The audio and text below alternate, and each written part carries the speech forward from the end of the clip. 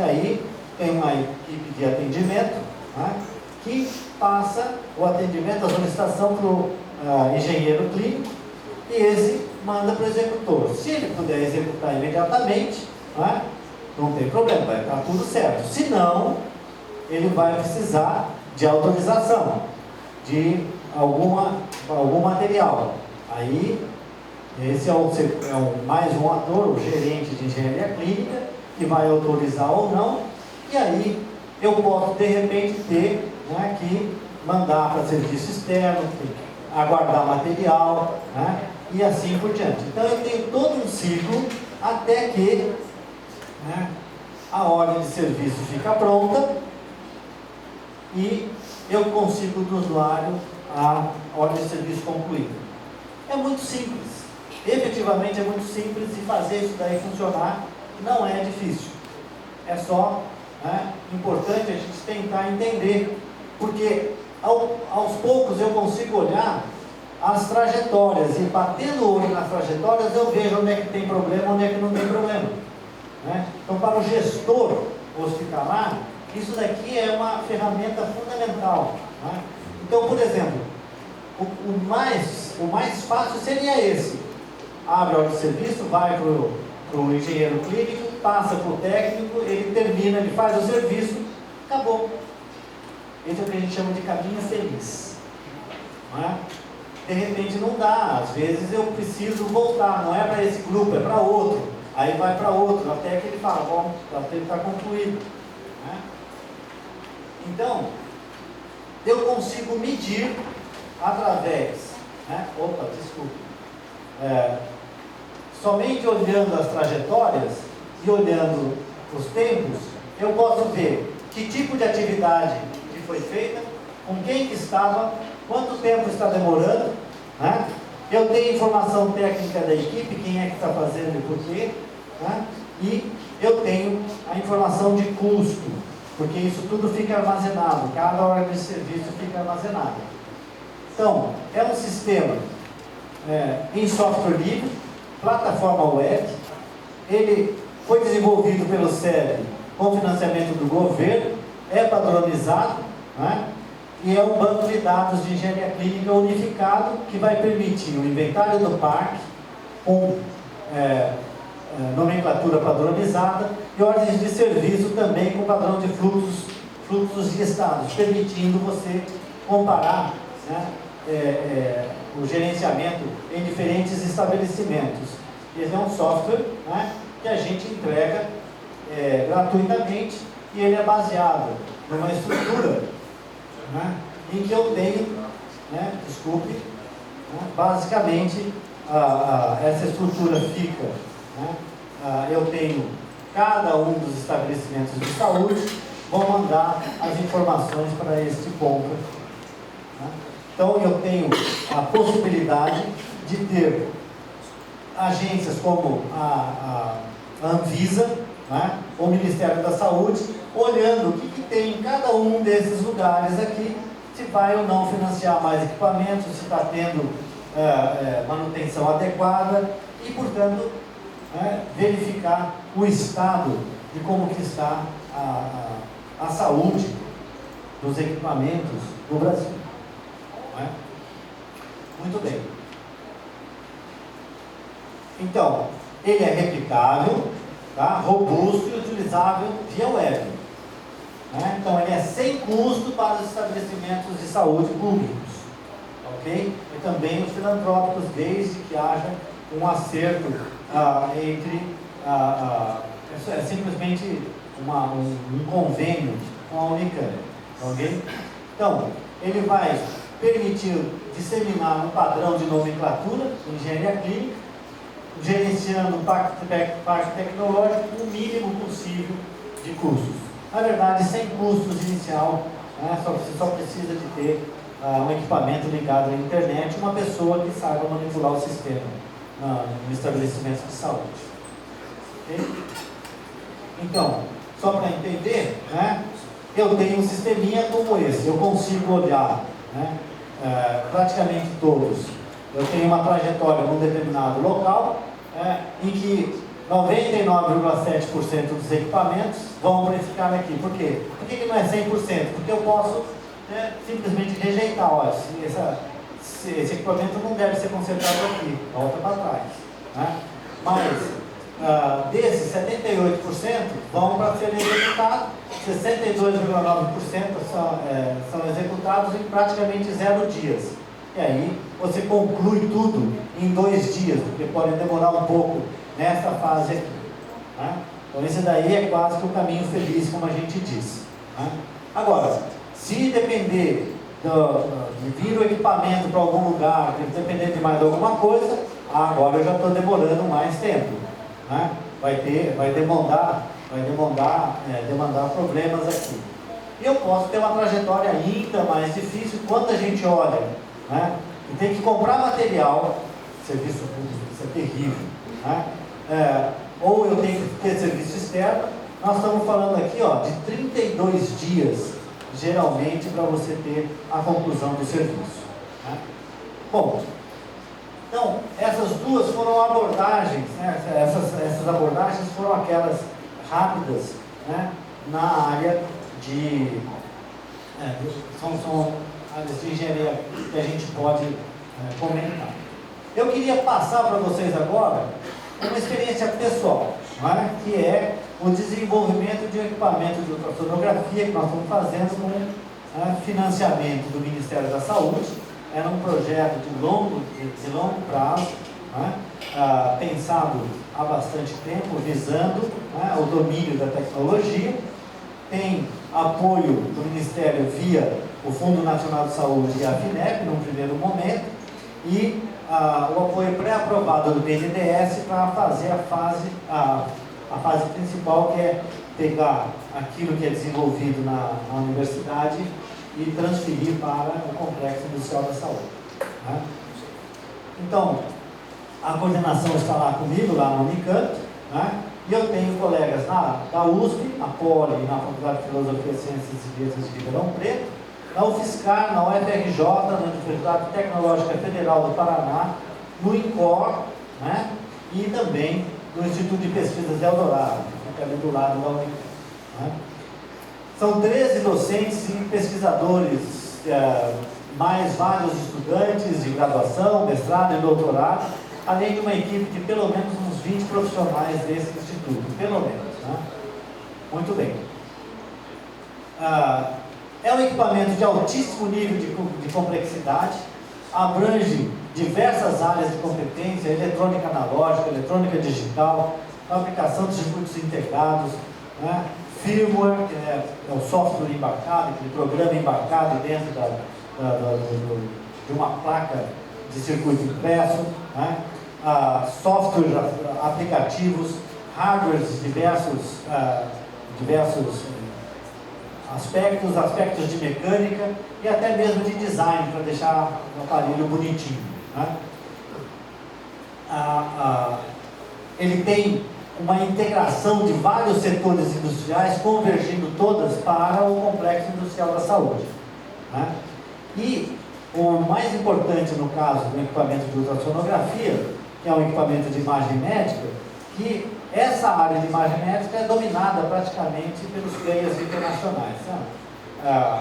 Philips, GE, Toshiba, empresas internacionais que não querem, obviamente, que um equipamento desse nível apareça no mercado, porque vai ter benefícios do governo e eles vão, né, ter problemas. Então eles não querem que isso aconteça, mas está na mão deles.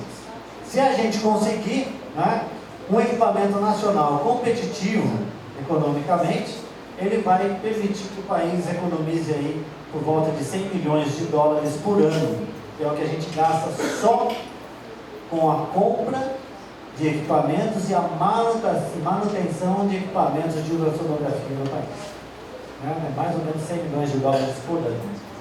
Ok? Muito bem. O problema todo que a gente tem é esse. Para desenvolver um equipamento com recursos da FINEP, do Fundo Nacional de Saúde e assim por diante, começa aqui. A burocracia das universidades e dos órgãos financiadores é infernal. Tentem tentem, né, entrar no site da FINEP e colocar todas aquelas coisinhas naquele programa deles. É uma loucura. Faça isso agora nos sistemas do Ministério da Saúde, que o governo fez, todo o equipamento, né, tem que entrar no SICOM. É uma loucura. Né? A possibilidade de gastar adequadamente os recursos, né, é impossível. Né? Tem um medo dos usos da Vidas e ES, lá tem o Tribunal de Contas do Estado e tem o Tribunal de Contas da União. Né? E além de tudo ainda tem a Controladoria Geral da União e tem o Ministério Público, que acha que está tudo o tempo inteiro você fazendo coisa errada. Então, a gente tenta, né, vai ficar enquadrado na ilegalidade que é presumida, mas é o tempo inteiro.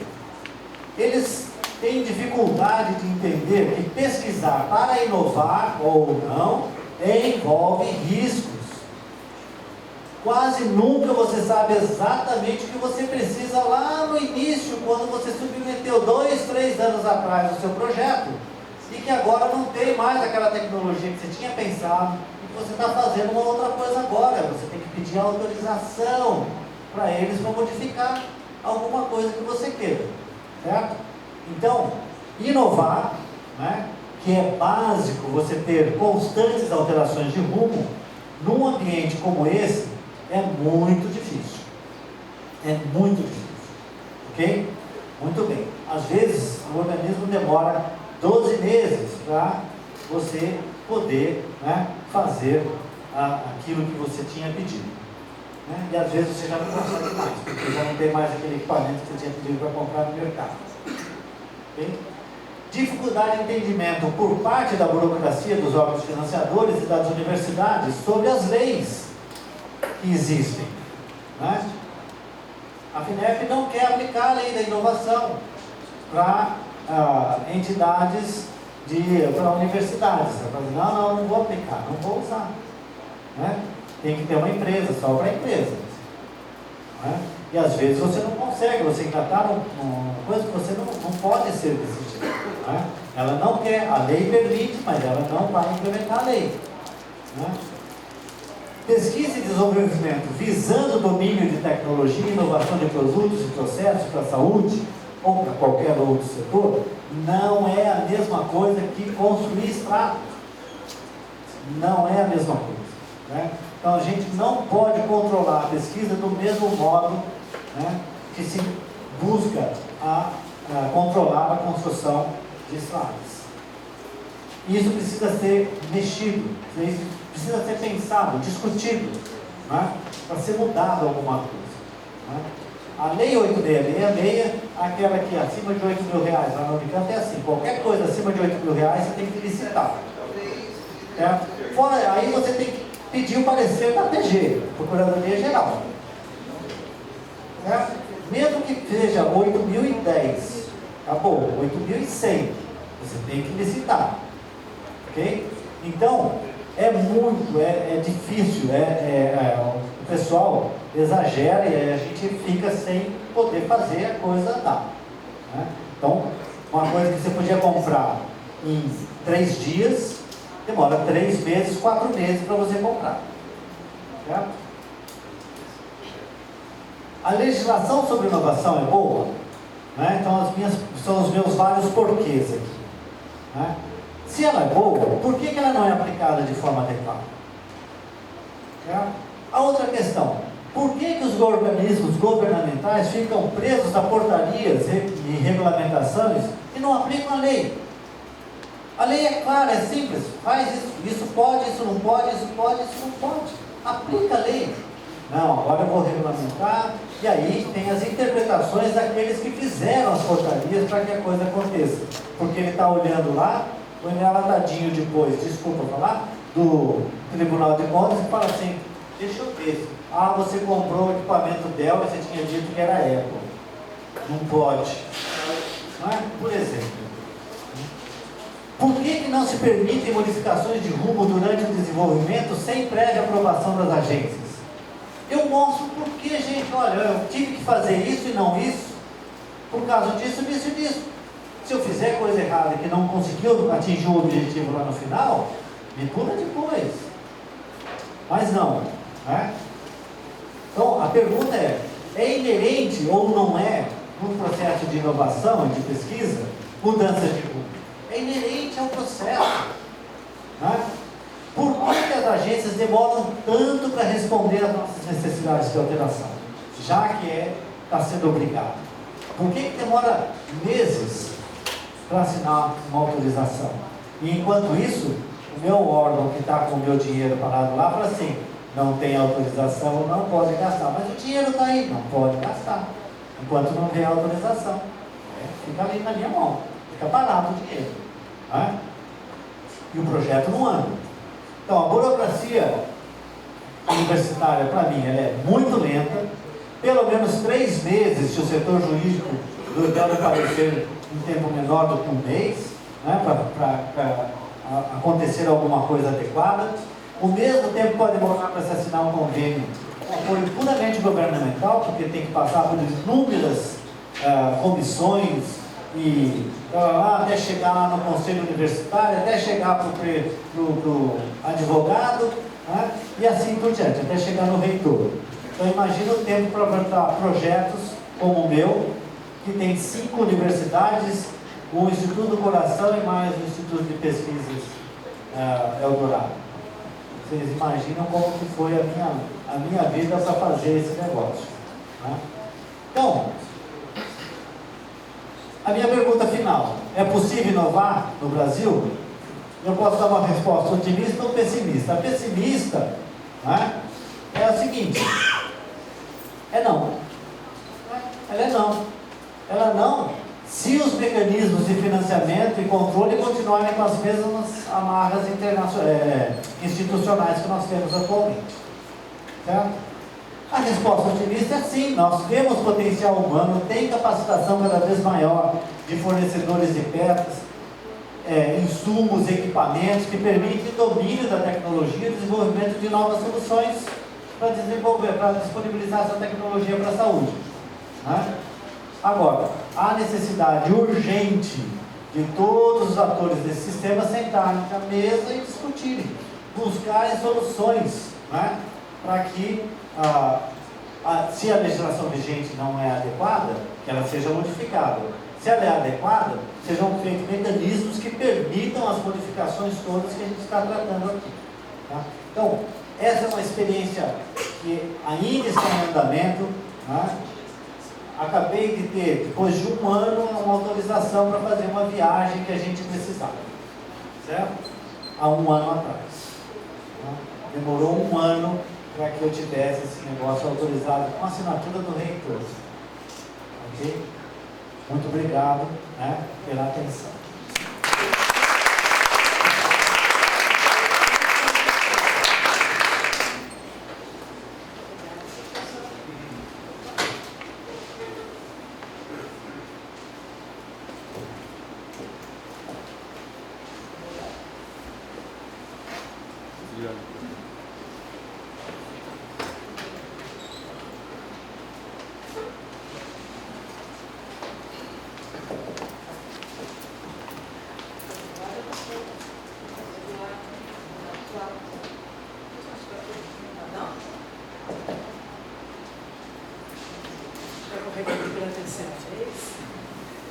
Obrigada, professora Eduardo.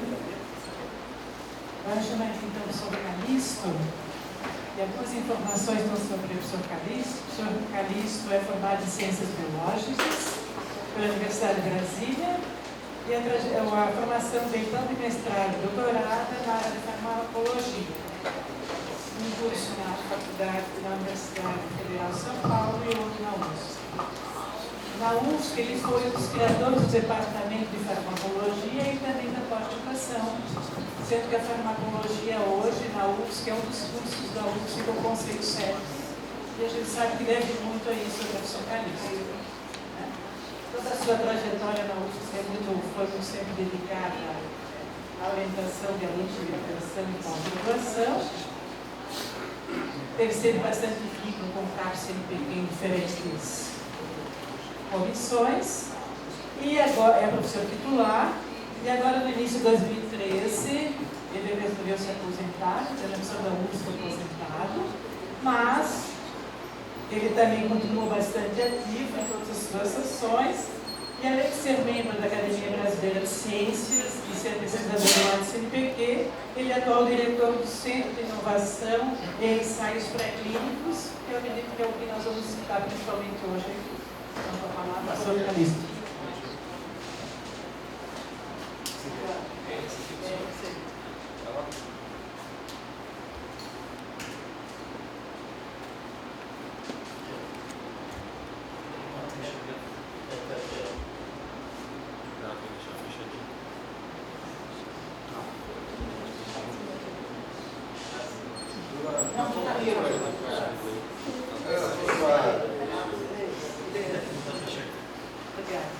Bom, queria agradecer muito a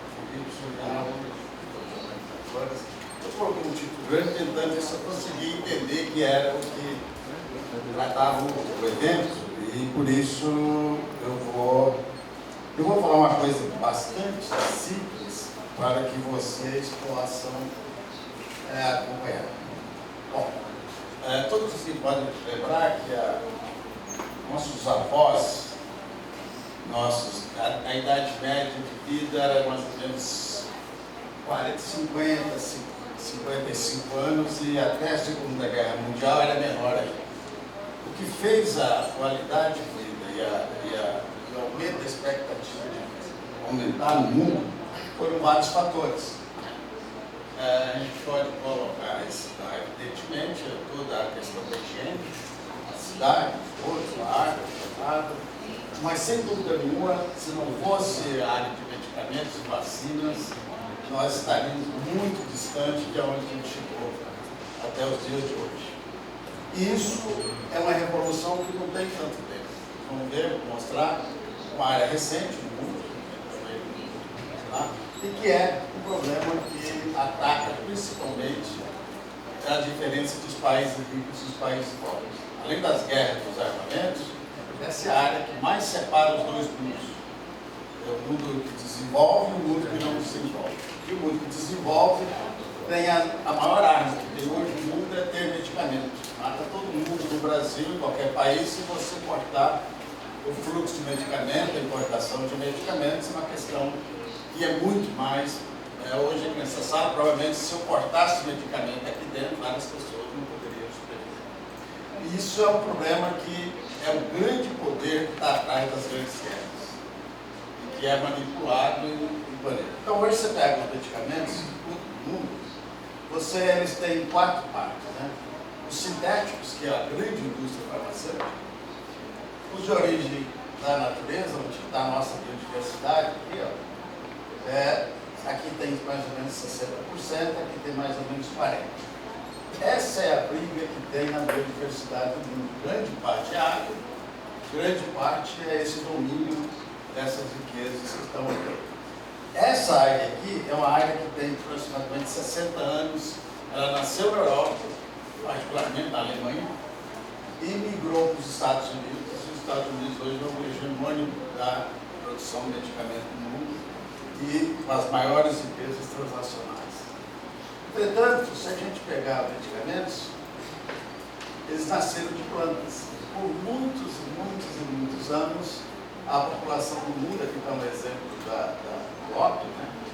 Quer dizer, o ópio é tão velho que datada das mais antes de Cristo, mas a gente usa morfina hoje até hoje.